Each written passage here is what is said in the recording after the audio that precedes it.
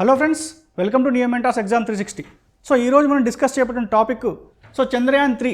So ఎట్టకేలకి మనకి Chandrayaan 3 machine అన్నది మనకి సక్సెస్ అయింది.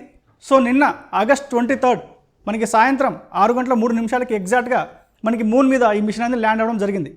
సో ఫైనల్గా ఇస్రో మనకి 2019లో చంద్రయాన్ 2 మిషన్ ఏదైతే మనకి కొన్ని నిమిషాల వ్యవధిలో అది ఫెయిల్యూర్ అయిందో, సో దాని నుంచి వెంటనే తేరుకొని వీళ్ళు మళ్ళీ వితిన్ 4 ఇయర్స్లో సో వాళ్ళ ఫెయిల్యూర్స్ నుంచి నేర్చుకొని సో ఎక్కడైతే ఫెయిల్ అయ్యారో సో అక్కడే మళ్ళీ చాలా బలంగా స్ట్రాంగ్గా మళ్ళీ నిల్చొని మనకి అందరికీ కూడా స్ఫూర్తినిచ్చింది మనకి ఇస్రో ఆర్గనైజేషన్. సో ఎప్పుడైతే ఇస్రో ఆర్గనైజేషన్ గురించి మనం మాట్లాడుకుంటామో సో ప్రతిసారి ఇస్రో చేసినటువంటి మిషన్స్ ఏదైనా ఉన్నా అవన్నీ కూడా మన భారతదేశానికి కీర్తిని సో మరింత రెట్టింపు చేశాయి. సో ఈ విధంగా కూడా మనం మన యొక్క అందరి యొక్క అంచనాలని కరెక్ట్గా మ్యాచ్ చేసుకుంటూ సో ఎగ్జాక్ట్గా మనకి మనం చేసినటువంటి టైమింగ్ ప్రకారం ఇస్రో మనకి ఈ చంద్రయాన్ 3 అనేది ల్యాండింగ్ మిషన్ సక్సెస్ అయింది. సో ఇది భారతదేశం ఒక 4వ దేశంగా చరిత్రకెక్కింది. సో అదేవిధంగా సో మూన్ మీద ల్యాండ్ అయినటువంటి సౌత్ పోల్ అంటే దక్షిణ ధ్రువంలో ల్యాండ్ అయినటువంటి మొట్టమొదటి దేశంగా కూడా సో ఇండియా మనకి ఒక హిస్టరీని క్రియేట్ చేసింది. సో మొత్తానికి మన 140 కోట్ల మంది ప్రజానికానికి ఇది నిజంగా గర్వకారణము. సో ఇస్రో టీం అందరికి కూడా సో మన ఇన్స్టిట్యూట్ నియో మెంటార్స్ తరపు నుంచి స్టూడెంట్స్ తరపు నుంచి అందరికి కూడా సో వాళ్ళకి హార్టీ కంగ్రాచులేషన్స్ చెప్తూ సో ఈరోజు మరిన్ని మిషన్స్ మనకి ఫ్యూచర్లో ఉన్నటువంటి శుక్రయాన్ కానీ లేకపోతే మనకి ఇంకా ఆదిత్య మిషన్స్, గగన్యాన్ లాంటి మిషన్స్ ఉన్నాయి. సో అవన్నీ కూడా ఇదే విధంగా ఇస్రో తన యొక్క విజయ పరంపరని కొనసాగిస్తుందని ఆశిస్తూ సో ఈరోజు మనం మన క్లాస్లోకి వెళ్ళిపోదాం. సో ఫస్ట్ దీని యొక్క బ్యాక్గ్రౌండ్కి వెళ్తే కనుక అసలు చంద్రయాన్ 3 మిషన్ అంటే ఏమిటి, సో ఎందుకు మనం చంద్రయాన్ 3 మిషన్, సో దీని యొక్క ఈ చంద్రయాన్ 3 అంటే దీనికి ముందు మనకి చంద్రయాన్ 1 ఉంది, చంద్రయాన్ 2 ఉంది. సో దాని యొక్క బ్యాక్గ్రౌండ్ ఏంటిది, సో అవన్నీ కూడా మనం డిస్కస్ చేద్దాం ఫస్ట్. సో దాని తర్వాత మనము లాంచ్ వెహికల్, సో ఇది లాంచ్ చేసినటువంటి వెహికల్ మెయిన్గా మనకి GSLV Mark 3 వెహికల్, దీన్నే మనం LMV3 అని కూడా అంటాము. సో ఈ యొక్క లాంచ్ వెహికల్ సో ఇదేంటి మనం తెలుసుకుందాం. ఆ తర్వాత మనము కొన్ని టెక్నికల్ టర్మ్స్ అంటే మనం ముందుగా ఈ మిషన్స్ని అర్థం చేసుకోవాలంటే మనకు కొన్ని టెక్నికల్ టర్మ్స్ సో దాని మీనింగ్ ఏంటి, సో అవన్నీ కూడా మీకు చాలా ఈజీగా అర్థం విధంగా ఎక్స్ప్లెయిన్ చేస్తాను. సో ఎగ్జాంపుల్ మనకి ఆర్బిటర్ కావచ్చు, ల్యాండర్ కావచ్చు, రోవర్ కావచ్చు. సో ఇవన్నీ అంటే ఏంటిది బేసిక్గా మనం దాని యొక్క పార్ట్స్ మనం ముందు తెలుసుకునే ప్రయత్నం చేద్దాం. దాని తర్వాత objectives of Chandrayaan 3 mission. So ఈ చంద్రయాన్ 3 మిషన్ ఎందుకు పంపబడింది, సో దీని యొక్క కీ రోల్ ఏంటిది, సో దీని యొక్క మెయిన్ ఆబ్జెక్టివ్స్ ఏంటిది, అవన్నీ కూడా మనం తెలుసుకుందాం. సో చివరిగా మనం why Chandrayaan 3 mission is important to India. So భారతదేశానికి ఈ చంద్రయాన్ 3 మిషన్ అనేది ఎందుకు ఇంత మనకి చాలా ప్రతిష్టాత్మకంగా దీన్ని తీసుకున్నారు, సో దీనివల్ల మనకి భారతదేశానికి కలిగేటువంటి ప్రయోజనాలు ఏంటి, సో అవన్నీ కూడా మనం చివరిగా ఇదే క్లాస్లో మనం డిస్కస్ చేసే ప్రయత్నం చేద్దాం. సో ఫస్ట్ వచ్చేసి మనము దీని యొక్క కీ టర్మ్స్. సో ఫస్ట్ దీని యొక్క కీ టర్మ్స్ అంటే మనం ఇందులో యూజ్ చేసేటువంటి పార్ట్స్, సో కొన్ని టెక్నికల్ టర్మ్స్ అంటే ఏంటిది మనం క్లియర్గా మనం ఒకసారి చూద్దాం. అయితే ఈ టెక్నికల్ పార్ట్స్లో మనం తెలుసుకోవాల్సింది ఫస్ట్ లాంచర్ అంటే ఏమిటి, దాని తర్వాత ల్యాండర్, సో ల్యాండర్ అంటే ఏమిటి, సో దాని తర్వాత ప్రొపల్షన్ మాడ్యూల్, సో దీన్ని మనం ఆర్బిటర్ అని కూడా అంటాము, సో అదంటే ఏమిటి, సో నెక్స్ట్ రోవర్. సో ఇవన్నీ కూడా మనం ముందు తెలుసుకుందాం. సో ఫస్ట్ వచ్చేసి మనకి లాంచర్. సో లాంచర్ అంటే ఇదొక రాకెట్, సో ఇదొక మెషిన్ ఏదైతే ఉందో దీన్నే మనకి నౌక, సో మనం దీన్ని అంతరిక్ష నౌక అంటాం తెలుగులో అయితే. So it's refers to a large rocket or a spacecraft that is used to propel payloads such as the satellites, space probes, crewed space missions and spacecraft into the space. అంటే మనకి అంతరిక్ష నౌక ఏదైతే మనకి satellites తీసుకెళ్ళడానికి లేకపోతే మానవుల్ని space క్రూని తీసుకెళ్ళడానికి ఉపయోగిస్తాము. అంటే భూమి నుంచి మనం టార్గెట్ చేసినటువంటి సెలెస్టికల్ బాడీ, సో మూన్ కావచ్చు లేకపోతే మార్స్ కావచ్చు, సో ఇక్కడ నుంచి అక్కడ వెళ్ళడానికి ఉపయోగపడేటువంటి ఒక వాహనం, సో ఇట్స్ అ వెహికల్ అంటాం దాన్ని. సో దాన్ని మనం లాంచర్ అంటాము. సో మనం చంద్రయాన్ 3 యూజ్ చేయడానికి మనం వాడినటువంటి స్పేస్ లాంచర్ యొక్క దాని పేరు LMV3 GSLV, దాని GSLV Mark 3 అంటాము. సో దాన్నే LMV3 అని కూడా అంటాము. సో నెక్స్ట్ వచ్చేసి మనకి ప్రొపల్షన్ మాడ్యూల్, ఆర్బిటర్. సో ఈ ఆర్బిటర్ అంటే మనకి మూన్ మీద అంటే ఏదైనా సెలెస్టికల్ బాడీ మీద లాంచ్ కాకుండా సో దానికి కొంత కిలోమీటర్ దూరంతో, ఫర్ ఎగ్జాంపుల్ ఒక 100 కిలోమీటర్స్ డిస్టెన్స్తోని దాని చుట్టూ కూడా తిరుగుతూ ఆ సర్ఫేస్ యొక్క డాటాని కలెక్ట్ చేస్తూ ఉంటుంది. దాన్ని మనము ఆర్బిటర్ లేదా ప్రొపల్షన్ మాడ్యూల్ అంటాము. సో దాని తర్వాత ల్యాండర్. సో ఏదైతే ఫిజికల్గా మనకి ఆ ఒక సెలెస్టికల్ బాడీ, సో మూన్ ఈ విషయంలో అయితే మనం చంద్రుడు, సో దాని మీద ల్యాండ్ అయినటువంటి బాడీ ఏదైతే ఉందో దాన్ని మనము ల్యాండర్ అంటాము.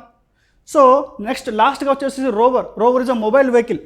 ఇది ఒక చిన్న వెహికల్ లాంటిది. సో ఆ ల్యాండర్ నుంచి ఇది సపరేట్ అయ్యి బయటకు వచ్చి సో మనకి ఆ ఏరియా, సో దాని డెసిగ్నేటెడ్ ఏరియా ఎంత ఉందో ఆ ఏరియా అంతా కూడా తిరుగుతూ సో దాన్ని మనకు ఉన్నటువంటి ఒక వాల్యుబుల్ ఇన్ఫర్మేషన్ ఇచ్చేటువంటి మిషన్, సో దాన్ని మనం రోవర్ అంటాము. సో ఇక్కడ చూస్తే నేను ఇమేజెస్ చూపిస్తాను. సో ఇది మనకి వెహికల్ అండి. So this is called LMV-3 vehicle, మనకి ఇస్రో యూజ్ చేసినటువంటి వెహికల్. సో ఇందులోనే మనము చంద్రయాన్ 3 మిషన్ని మనం పంపించాము. సో ఇందులో కూడా చూస్తే కూడా ఇక్కడ మీరు ఇదే మనకి మెయిన్గా పేలోడ్. సో పేలోడ్ అంటే దీనిలో మనకి 2 పార్ట్స్ ఉంటాయి. సో ఇది వచ్చేసి మనకి ప్రొపల్షన్ మాడ్యూల్, ఇది వచ్చి మనకి ల్యాండర్ మాడ్యూల్. సో ఇది చంద్రయాన్ 3 స్పేస్ క్రాఫ్ట్. మనకి దీనిలో యూజ్ చేసినటువంటి ఇంజన్స్, సో మెయిన్గా మనకు వచ్చేసి cryogenic engine. So cryogenic engine అంటే మనకి చాలా తక్కువ డిగ్రీలలో అది పనిచేస్తుంది. సో మన దగ్గర ఆ టెక్నాలజీ లేకుండా ఉండే. సో ఫస్ట్ మనకి రష్యా మనకి టెక్నాలజీ ఇస్తామని చెప్పినా కూడా అమెరికా ఇచ్చినటువంటి కొన్ని వార్నింగ్స్ వల్ల మనకి రష్యా సప్లై చేయకపోవడం వల్ల మన ఇండియన్ సైంటిస్టే ఈ క్రయోజెనిక్ ఇంజన్ని సొంతంగా అభివృద్ధి చేసుకున్నారు. సో ఆ యొక్క ఇంజన్ని కూడా మనము ఈ LMV-3 లాంచ్ వెహికల్ వాడతాము. ఆ తర్వాత మనకి 2 S-200 సాలిడ్ వెహికల్స్, మనకి సాలిడ్ రాకెట్ బూస్టర్స్, ఈ 2 కూడా సో దీనికి అదనంగా బలాన్ని చేకూర్చడానికి 2 సపరేట్గా సాలిడ్ రాకెట్ బూస్టర్స్ని వాడడం జరిగింది ఇక్కడ. అలాగే ఇది లిక్విడ్ స్టేజ్ ఇంజన్. సో ఇక్కడ మనం చూస్తే కనుక ఇది మెయిన్గా క్రయోజెనిక్ సంబంధించినటువంటి ఇంధనం కూడా ఇక్కడ మనకి లిక్విడ్ క్రయోజెనిక్ స్టేజ్లోనే ఉండడం జరుగుతుంది. సో అదేవిధంగా ఇది మనకి లాంచర్కి సంబంధించినటువంటి అంటే చంద్రయాన్ 3 లాంచర్కి సంబంధించినటువంటి ఇంపార్టెంట్ విషయాలు. అదేవిధంగా నెక్స్ట్ మనం చూస్తే కనుక మనకి రోవర్. సో మనం ఇంకోటి అనుకున్నాము ప్రొపల్షన్ మాడ్యూల్ లేదా ఆర్బిటర్. సో ఆర్బిటర్ అంటే మనకి ఏదన్నా ఇక్కడ ఈ సెలెస్టికల్ బాడీ అయితే ఉందో, ఫర్ ఎగ్జాంపుల్ ఇక్కడ మనం చంద్రుడు. సో ఇక్కడ ఇది ఈ పార్ట్లో మనకి జనరల్గా మనకి ప్రొపల్షన్ మాడ్యూల్ కానీ ఆర్బిటర్ కానీ ఉంటుంది. అయితే చంద్రయాన్ 1 మిషన్ మనం 2008 సంవత్సరంలో తీసుకున్నాము. ఆ 2008 సంవత్సరంలో మనం తీసుకున్నప్పుడు మనం ఫస్ట్ చేసేటటువంటి సక్సెస్ఫుల్ ఎక్స్పెరిమెంట్ ఏంటంటే మనం ఒక ఆర్బిటర్ని పంపించగలిగాం. సో మూన్కి అరౌండ్గా ఒక ఆర్బిటర్ని పంపించడంలో మనం 2008 చంద్రయాన్ 1 మిషన్లో మనం సక్సెస్ అయ్యాము. సో ఇది ఆర్బిటర్ అంటే ఇక్కడ తిరుగుతూ ఉంటుంది. దాదాపుగా దీని డిస్టెన్స్ మనకి 100 కిలోమీటర్స్ ఉంటుంది. సో ఇది ఇక్కడ నుంచి దీని చుట్టూ రొటేట్ అవ్వకుంటూ మనకి దీని మీద ఉన్నటువంటి డేటా, సో దాని మీద ఉన్నటువంటి జోగ్రఫీ, అందులో ఉన్నటువంటి గ్యాసెస్, సో అవన్నీ డేటా అంతా కూడా ఇంత దూరం నుంచి దీని మీద ఫిజికల్గా ల్యాండ్ అవ్వకుండా సో ఇంత దూరం నుంచి ఫోటోగ్రాఫ్ తీసుకుంటూ కూడా మనకి బెంగళూరులో ఉన్నటువంటి మిషన్ ఆఫ్ ఆపరేషన్స్ కేంద్రానికి ఇది పంపిస్తుంటుంది. సో ఇది మనం చంద్రయాన్ 1లో చేసినటువంటిది. సో చంద్రయాన్ 2 వచ్చేసరికి మనం ఇక్కడ ఆర్బిటర్ పంపించడం టెక్నాలజీ మనకు ఆల్రెడీ ఉంది కాబట్టి నెక్స్ట్ స్టేజ్ ఈ ఆర్బిటర్ దగ్గర నుంచి ఇక్కడ మూన్ మీద ల్యాండ్ అవ్వడము, దీని నుంచి రోవర్ తీసుకొని రావడం అనేది చంద్రయాన్ 2లో మనం చేసినటువంటి ఎక్స్పెరిమెంట్స్. సో అదే మొన్న మనకి సక్సెస్ అయినటువంటి చంద్రయాన్ 3. 2లో ఫెయిల్ అయింది, 3లో మనం దాన్ని సక్సెస్ చేసాం. సో అదేవిధంగా మీరు నెక్స్ట్ కనుక ల్యాండర్ మరియు రోవర్ చూసుకుంటే సో ఇలా ఉంటాయండి. సో ఈ ల్యాండర్ పేరు వచ్చేసి మనం విక్రమ్ అని పేరు పెట్టుకున్నాము. సో విక్రమ్ అంటే మనకు తెలుసు. సో విక్రమ్ సారాభాయ్ గారు ఇండియన్ స్పేస్ రీసెర్చ్ ప్రోగ్రామ్కి ఆయన పితామహుడు. సో ఆయన గౌరవార్థం ఈ ల్యాండర్కి సో విక్రమ్ అని పేరు పెట్టడం జరిగింది. అలాగే దీనిలో బయటకు వచ్చేటువంటి రోవర్, ఈ రోవర్ అయితే ఉందో సో దీని పేరు మనం ప్రజ్ఞాన్ అని పెట్టుకున్నామండి. So this is called Pragyan rover.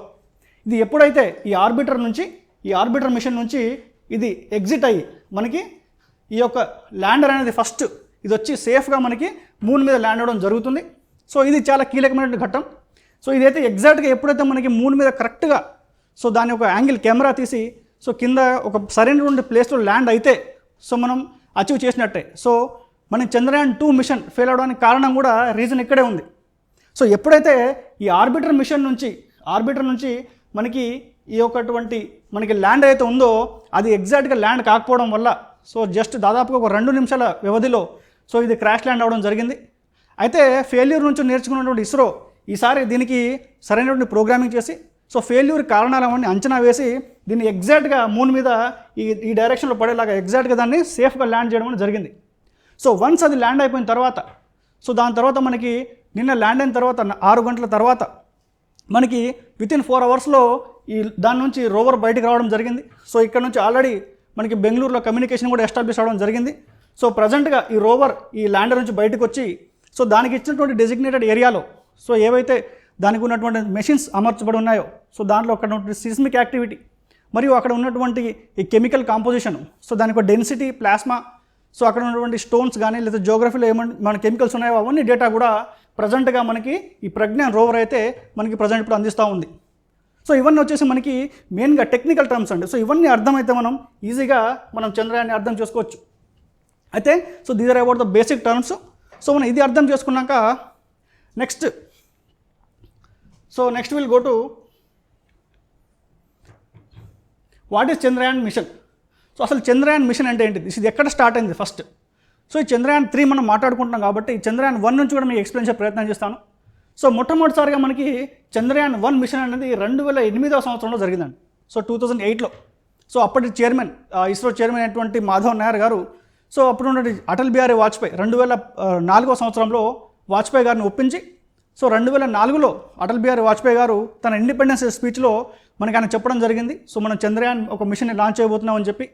So అప్పటి నుంచి వర్క్ స్టార్ట్ చేసినటువంటి ఇస్రో సో వితిన్ 4 years 2008లోనే తన మొట్టమొదటి మిషన్ని చంద్రయాన్-1 అనేది చాలా సక్సెస్ఫుల్గా కంప్లీట్ చేసింది. అయితే ఈ మిషన్లో మనకి మెయిన్గా సో ఇక్కడ చూస్తే ఒక ఆర్బిటర్ని మనం మూన్ మీద పంపించడం జరిగింది at a distance of 100 kilometers. So orbiter అంటే మనం ఇందాక నేను ఇమేజ్లో చూపించాను. సో ఇక్కడ మనం మూన్ అనుకుంటే సో దీని ఒక 100 kilometers డిస్టెన్స్లో, అంటే ఇక్కడ ఒక 100 kilometers డిస్టెన్స్లో మనం ఇక్కడ ఒక ఆర్బిటర్ని మనం పెట్టాము. అంటే ఆర్బిటర్ అంటే మన ప్రొపల్షన్ మాడ్యూల్. సో అది ఇక్కడ నుంచి రొటేట్ చేసుకుంటూ కూడా సో ఈ మూన్ మీద ఉన్నటువంటి డేటా అంతా కూడా మనకు పంపించడం జరిగింది. అంటే చాలా ఎగ్జాక్ట్గా ఈ కక్షలో మనం దాన్ని పెట్టగలిగాము. సో దట్స్ వై చంద్రయాన్-1 మిషన్ సో ఏదైతే దానికి ఒక ఆబ్జెక్టివ్ ఉందో, ఇంటెన్షన్ ఆబ్జెక్టివ్ ఉందో, అది మనకి ఫస్ట్ టైంలోనే మనం సక్సెస్ చేసాము. సో దానికి క్యారీ చేసినటువంటి లాంచ్ వెహికల్ పేరు వచ్చేసి మనకి PSLV-C11. సో PSLV-C11 వెహికల్ ద్వారా మనం చంద్రయాన్-1 మిషన్ 2008లో మనం దాన్ని సక్సెస్ చేయడం జరిగింది. సో దాని తర్వాత మళ్ళీ మనకి దాదాపుగా ఒక దశాబ్దం అంటే ఒక 10 years తర్వాత మళ్ళీ ఈ చంద్రయాన్-2ని లాంచ్ చేయడం జరిగింది 2019లో.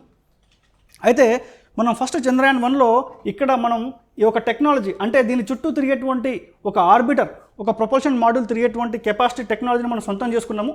సో దాని తర్వాత నెక్స్ట్ స్టేజ్ వచ్చి ఏంటిది, మనం మూన్ మీద డైరెక్ట్గా మనం ఒకటువంటి ల్యాండర్ని ల్యాండ్ చేయడం అన్నది దానిలో సెకండ్ కాంపోనెంట్. సో ఆ సెకండ్ కాంపోనెంట్ సో ఇక్కడ నుంచి ఇక్కడికి ఒక ఒక ఒక మనకి ల్యాండర్ని పంపించడానికి మనకి 10 years టైం పట్టింది అంత టెక్నాలజీ డెవలప్ చేయడానికి. సో ఫైనల్గా 2019లో దీనికి మరొకటువంటి ప్రయత్నం చేశారు. సో దీని మీద సక్సెస్ఫుల్గా ల్యాండ్ అవ్వడానికి. సో దాంట్లో మనం మెయిన్గా 3 మాడ్యూల్స్ని పంపించడం జరిగింది.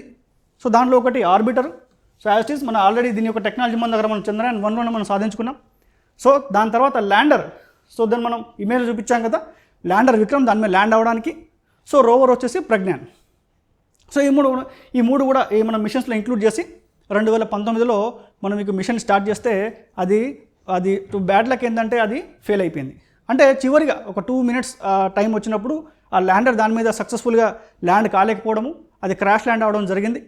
సో అటువంటి టైంలో దాన్ని ఛాలెంజ్గా తీసుకున్నటువంటి ఇస్రో సో ఎక్కడైతే వాళ్ళు ఫెయిల్ అయ్యారో సో దాన్ని ఛాలెంజ్గా తీసుకొని సో దాని ఫెయిల్యూర్కి ఉన్నటువంటి కారణాలన్నీ కూడా అంచనా వేసి సో నెక్స్ట్ 4 yearsలో అంటే 2023లో ఓకే సో 2023లో మనకు వచ్చేసి తిరిగి ఈ మిషన్ని ఎలాగైనా సక్సెస్ చేయాలన్న సంకల్పంతో పట్టుబట్టి మనకి ఫైనల్గా ఈ చంద్రయాన్-3 మిషన్ని సక్సెస్ చేశారు. అయితే ఈ లాంచ్ వెహికల్ వచ్చేసి మనకి ఇక్కడ GSLV Mark 3 M1 అండి. సో చంద్రయాన్-2కు ఉపయోగించింది. సో దాని తర్వాత చంద్రయాన్-3 కనుక చూస్తే సో ఇది the mission took off from the Satish Dhawan space centre. ఇది శ్రీహరికోట మనకి ఆంధ్రప్రదేశ్లో ఉంది. సో ఇది 14th July రోజు మనకి ఇక్కడ నుంచి టేక్ ఆఫ్ చేసింది ఈ శ్రీహరికోట స్పేస్ స్టేషన్ నుంచి. దాని తర్వాత అది దాంట్లో మళ్ళీ సేమ్ మాడ్యూల్స్ ఏదైతే మనం చంద్రయాన్-2లో యూజ్ చేసినటువంటి 3 modules so orbiter, so lander and rover అనే 3 మాడ్యూల్స్ సేమ్ కూడా దీంట్లో మనం పెట్టడం జరిగింది. సో ఫైనల్లీ ఇది లాంచ్ వెహికల్ వచ్చేసి ఈసారి చేంజ్ చేశారంటే కాన్ఫిగరేషన్. సో దానికంటే మరింత పవర్ఫుల్ లాంచ్ వెహికల్ని ఈసారి పెట్టారు. LMV-3 M4 module launch vehicle. అయితే అప్రాక్సిమేట్గా 42 days సో 42 రోజుల కాల వ్యవధి తీసుకొని ఫైనల్గా మనకి August 23 రోజు ఇది సక్సెస్ఫుల్గా ల్యాండ్ అయింది. సో దీని యొక్క లాంచ్ మనకి life mission. So life mission వచ్చేసి మనకి 14 Earth days అంటే దాదాపుగా 14 రోజుల పాటు సో ఈ ల్యాండర్ దగ్గర మనకి బయటకు వచ్చినటువంటి మనకి రోవర్ ప్రజ్ఞాన్ ఏదైతే ఉందో సో దాదాపుగా 14 days వరకు కూడా అది మూన్ యొక్క చంద్రుడి యొక్క ఉపరితలం మీద తిరుగుతూ సో అక్కడ నుంచి మనకి చాలా వాల్యుబుల్ డాటాని ఇవ్వడం జరుగుతుంది. సో ఈ మిషన్ యొక్క మనకి టైం లైన్ వచ్చేసి మనకి టోటల్గా 14 days అండి. ఓకే సో నెక్స్ట్ సో అసలు ఇది ఎలా జరిగింది, సో హౌ సో దీని యొక్క బ్యాక్గ్రౌండ్ ఏంటి, సో దీని టెక్నికాలిటీస్ ఏంటి, దీన్ని ఏ విధంగా దాన్ని మనకి మూన్ మీద ఇంట్రొడ్యూస్ చేశారు, దీనిటువంటి ఆర్బిట్స్ ఇవన్నీ కూడా మనం ఒకసారి చూద్దాము. సో ఈ డయాగ్రామ్లో మెయిన్గా సో ఇక్కడ చూస్తే ఫస్ట్ మనకి ఇక్కడ నుంచి ల్యాండ్ అయినప్పుడు సో మనకి టోటల్గా 1 2 3 4 5 సో ఈ 5 rounds మన ఎర్త్ చుట్టూ ఇది ఒక ఆర్బిట్ చేసేసి దాని తర్వాత ఇక్కడికి వచ్చినటువంటి మూన్కి వెళ్ళేటువంటి ఆర్బిట్ని మనము ట్రాన్స్ లూనార్ ఇంజెక్షన్ ఆర్బిట్ అంటాం. సో ఈ యొక్క ఆర్బిట్లోనే మనకి మెయిన్గా ఈ మనకి శాటిలైట్ మనకు లాంచ్ వెహికల్ వచ్చేసి ఈ ఎర్త్ని వీడేసి డైరెక్ట్గా మనకి మూన్కి వస్తుంది. సో దాన్ని మనము ట్రాన్స్ లూనార్ ఇంజెక్షన్ అంటాము. సో దాని తర్వాత మళ్ళీ ఇది మూన్ మీద డైరెక్ట్ వెళ్ళకుండా దీని ఒక ఫైవ్ రొటేషన్ చేసిన తర్వాత సాఫ్ట్ ల్యాండ్ అనేది చేయడం జరుగుతుంది. సో జాగ్రత్తగా మూన్ మీద. అయితే మరి ఎందుకు ఇంత టైం తీసుకుంది 42 days? మీరు న్యూస్లో చూస్తే కనుక మనకంటే ముందు రష్యా వాళ్ళు లూనా 25 దాన్ని పంపించి, సో అన్ఫార్చునేట్గా వాళ్ళది క్రాష్ అయిపోయింది. సో బట్ వాళ్ళు మనకంటే ముందే ఇక్కడ చేరుకున్నారు. సో ఎందుకు మనం ఇంత టైం పట్టిందంటే మనకి మన ఇంకా టెక్నాలజీ మన ఇండియాలో ఇంకా అంత స్పీడ్గా డెవలప్ కాలేదు. అంటే యూఎస్ కానీ లేకపోతే ఇలాన్ మస్క్ స్థాపించినటువంటి స్పేస్ ఎక్స్ కానీ, సో అవన్నీ మీరు చూస్తే వాళ్ళ మూన్ మిషన్స్ మనకి దాదాపుగా 1 లేదా 5 రోజులలో ఇక్కడ నుంచి మూన్కి చేరుకుంటాయి. సో మన ఇండియాలో ఉన్నటువంటి టెక్నాలజీలో మనకి అంత పవర్ఫుల్ రాకెట్ బూస్టర్స్ మన దగ్గర లేవు కాబట్టి, సో మనకున్నటువంటి తక్కువ రిసోర్సెస్ని మైండ్లో పెట్టుకొని, సో దీని చుట్టూ సో మనకి ఎప్పుడైతే ఒక ఆర్బిట్ చేస్తుందో ఈచ్ ఆర్బిట్కి దాని యొక్క స్ట్రెంగ్త్ పెంచుకుంటూ మెల్లమెల్లగా సో 42 daysలో మనకున్నటువంటి లిమిటెడ్ టెక్నాలజీతోనే మనము మూన్ మీద చేరుకోగలిగినాం. సో మనకు ఉన్నటువంటి తక్కువ బడ్జెట్లో మనకు ఉన్న టెక్నాలజీలో మనము దాదాపుగా సో ఈ మెయిన్ కంట్రీస్ మనకి రష్యా, చైనా, యూఎస్ఏ లాంటి కంట్రీస్ వాళ్ళ పక్కన మనం 4th కంట్రీగా నిల్చున్నాం మన దగ్గర ఉన్నటువంటి లిమిటెడ్ టెక్నాలజీతోనే.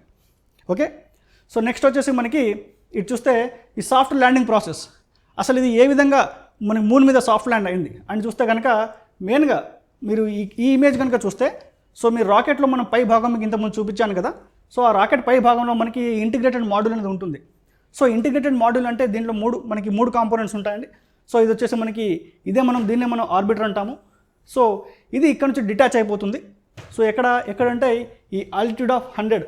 సో మనకి చంద్రుడికి ఒక 100 కిలోమీటర్ల దూరంలో మనకి ఇది ఒక కీలకమైనటువంటి మనకి ఘట్టం అనుకోవచ్చు దీన్ని. సో ఈ పార్ట్ అనేది ఇక్కడ నుంచి డిటాచ్ అయిపోతుంది.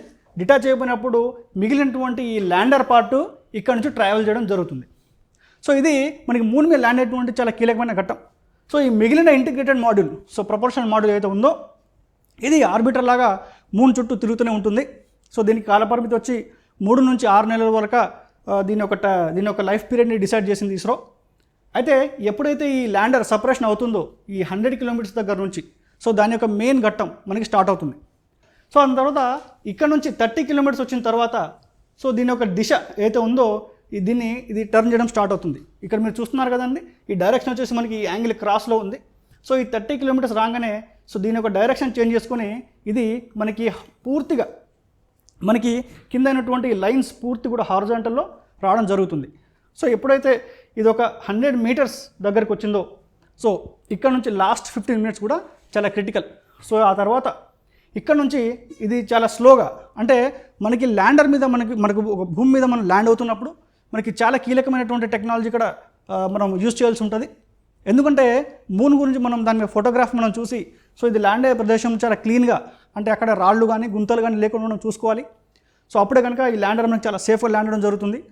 సో ఏ ఒక చిన్న తప్పిదం జరిగినా, సో ఈ ల్యాండర్ కనుక ఇది స్ట్రేట్గా నిటారుగా కాకుండా ఒక పడిపోవడం జరిగితే ఆ మిషన్ ఫెయిల్ అవ్వడం జరుగుతుంది. సో ఇది ఈ యొక్క కీలకమైనటువంటి కాంపోనెంట్ మనం చూసాము లైవ్లో. సో ఫైనల్గా ఇది మనకి దీని యొక్క స్పీడ్ తగ్గించుకుంటూ, అంటే లెస్ దెన్ మనకి 2 meters per second స్పీడ్తో ఇది చాలా సేఫ్గా ల్యాండ్ అవ్వడం జరిగిందండి. So this is the process. ఇక్కడ మనకి 100 kilometers దగ్గర ఈ రెండు డిటాచ్ అవ్వడం జరుగుతుంది. సో ఇది ఆల్రెడీ ఆర్బిటర్ మనకి అక్కడ తిరుగుతుంది. సో ఇది వచ్చేసింది ఇక్కడికి. సో ఇందులో వచ్చేసి మనకి మెయిన్గా ల్యాండర్ ప్లస్ రోవర్ 2 ఉంటాయి. సో ఇందులో నుంచి మనకి దీని లోపల మనకి ప్రజ్ఞ రోవర్ అనేది ఉంటుంది. సో వన్స్ ల్యాండ్ అయిన తర్వాత Pragyan will start doing its operations. So మనం ల్యాండింగ్ ఆస్పెక్ట్ మొత్తం చూసిన తర్వాత, so mission objectives of Chandrayaan 3. So ఈ చంద్రయాన్ 3 యొక్క మిషన్ ఆబ్జెక్టివ్స్ ఏంటిది, so what it will do on the moon surface, అసలు అక్కడ ఏం చేస్తుంది ఇది. సో దాని యొక్క ఆబ్జెక్ట్ వచ్చేసి మనకి to demonstrate a safe and soft landing on the lunar surface. అంటే భారత్ యొక్క టెక్నాలజీ, సో మన టెక్నాలజికల్ పవర్ మనం చూపించుకోవాలి. కాబట్టి మన దగ్గర మనకి మూన్ మీద, సో చంద్రుడి మీద సేఫ్ మరియు మనకి సాఫ్ట్గా ల్యాండ్ అయ్యేటువంటి టెక్నాలజీని మనం సాధించుకున్నామని చెప్పేసి ఇది ఒక ఎక్స్పెరిమెంట్. సో మొత్తానికి సక్సెస్ఫుల్ చేయడానికి ఇది ఒక ఎక్స్పెరిమెంట్ అని చెప్పుకోవచ్చు. సో విచ్ ఇస్ 100% మనకి సక్సెస్ అయింది. సో నెక్స్ట్ వచ్చి to demonstrate rover roving around the మనకి మూన్. అంటే దాంట్లో బయటకు వచ్చినటువంటి రోవర్ ప్రజ్ఞాన్ ఏదైతే ఉందో, సో అది సేఫ్గా ఇంటర్నెట్ ఏరియాలో సో ఫ్రీగా మనకి లూనార్ సర్ఫేస్ మీద మూవ్ అవుతుందని చెప్పేసి ఒక టెక్నాలజీ కూడా దీని ద్వారా మనకి ఇస్రో సైంటిస్ట్ స్టడీ చేయాలనుకున్నారు. సో అది కూడా మనకి డెఫినెట్గా సక్సెస్ అయింది. దాని తర్వాత to conduct in situ scientific experiments. అంటే మూన్ మీద ఉన్నటువంటి ఉపరితలం మీద కొన్ని రకాలైనటువంటి ఎక్స్పెరిమెంట్స్, అంటే అక్కడ ఉన్నటువంటి గ్యాసెస్, అక్కడ సాంద్రత ఎలా ఉంది, సో అక్కడ భూకంపానికి సంబంధించినటువంటి సీస్మిసిటీ, సో అవన్నీ కూడా ఏ విధంగా ఉన్నాయని బట్టి స్టడీ చేయడానికి కూడా దీనిలో ఒక ఆబ్జెక్ట్గా పెట్టుకున్నారు. సో అందులో భాగంగానే ఆల్రెడీ మనకి ప్రజ్ఞాన్ రోవర్ నుంచి కమ్యూనికేషన్ కూడా క్లియర్గా మనకి బెంగళూరులో ఉన్నటువంటి మిషన్ ఆఫ్ ఆపరేషన్ సెంటర్కి కమ్యూనికేషన్ క్లియర్గా ఎస్టాబ్లిష్ అయింది. సో డేటా రావడం అనేది స్టార్ట్ అయింది. సో ఈ యొక్క ఎక్స్పెరిమెంట్స్ అనేది మనం దాదాపుగా మనకి 14 days వరకు కూడా కంటిన్యూగా మనకి వస్తుంటాయి. సో అవి వచ్చేసి మనకి మెయిన్గా చంద్రయాన్ 3కి సంబంధించినటువంటి ఆబ్జెక్టివ్స్. ఆ తర్వాత మనం చూసుకోవాల్సింది మెయిన్గా పేలోడ్స్. అంటే ఈ పేలోడ్స్ అంటే మనకి రోవర్ ప్రజ్ఞాన్ మీద సో ఎటువంటి ఇన్స్ట్రుమెంట్స్ పరికరాలు మనం వాడాము, సో దాని ద్వారా మనము ఏం టెస్ట్ చేయాలనుకున్నాం అనేటువంటి అన్నీ కూడా మనం ఎగ్జామ్ పాయింట్ ఆఫ్ వ్యూలో ఇంపార్టెంట్ పేలోడ్స్ కూడా మనం ఇప్పుడు డిస్కస్ చేసుకుందాము. ఇందులో ఇంపార్టెంట్ వచ్చేసి మనకి చంద్రాస్ సర్ఫేస్ థర్మోఫిజికల్ ఎక్స్పెరిమెంట్ అంటే చాస్ట్. సో ఇదొక ఇన్స్ట్రుమెంట్ పేరు. సో ఇది మీ ఎగ్జామ్లో అడగొచ్చు, గుర్తుపెట్టుకోండి. So to measure the thermal conductivity and the temperature. So moon మీద ఉన్నటువంటి టెంపరేచర్, సో దాని మీద టెంపరేచర్ ఎంత ఉంది, సో అక్కడ డే అండ్ నైట్లో టెంపరేచర్లో వేరియేషన్స్ ఎంత వస్తాయి అవన్నీ మెజర్ చేయడానికి కూడా మనం వాడేటువంటి ఇన్స్ట్రుమెంట్. సో ఇది ప్రజ్ఞాన్ రోవర్ మీద ఇన్స్ట్రుమెంట్ ఉంటుంది. సో ఆ ఇన్స్ట్రుమెంట్ పేరు వచ్చేసి మనకి ChaSTE. So Chandra's surface thermophysical experiment అనేటువంటి ఇన్స్ట్రుమెంట్ వాడడం జరిగింది. సో దాని తర్వాత మరొకటి వచ్చేసి instrument for lunar seismic activity, ILSA ILSA, to measure the సీస్మిసిటీ.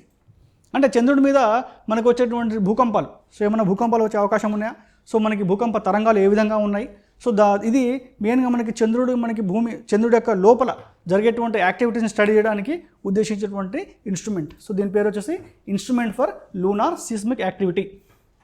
So దాని తర్వాత మనకి రంభ అనేటువంటి షార్ట్కట్లో ఇచ్చారండి. సో ఇది LP, సో లాంగ్మీర్ ప్రోబ్. సో దీన్ని లాంగ్మీర్ ప్రోబ్ అంటాము. సో దీనిలో to estimate the plasma density and it's variations.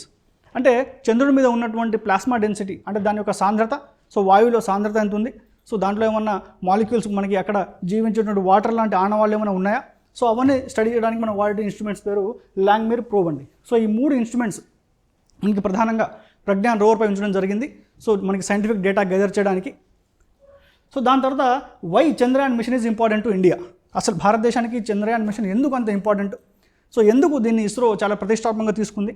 So వెంటనే మనకి 2019లో ఫెయిల్యూర్ అయిన తర్వాత కూడా సో వెంటనే దాన్ని రెస్పాండ్ అయ్యి వితిన్ 4 yearsలో ఈ మిషన్లో సో తమ యొక్క టెక్నాలజికల్ పవర్ని చూపించి సో ఇండియాకి మళ్ళీ మనకి నెంబర్ 1గా ఉంచడం జరిగింది.